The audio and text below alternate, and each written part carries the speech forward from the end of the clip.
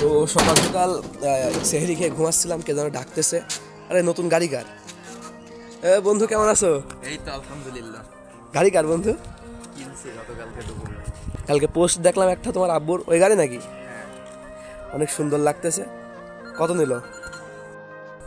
তো আমার বন্ধুর নতুন গাড়ি হয়ে গেছে তার আব্বুর, সে তো চালাবে এখন থেকে। তো চাবি কই?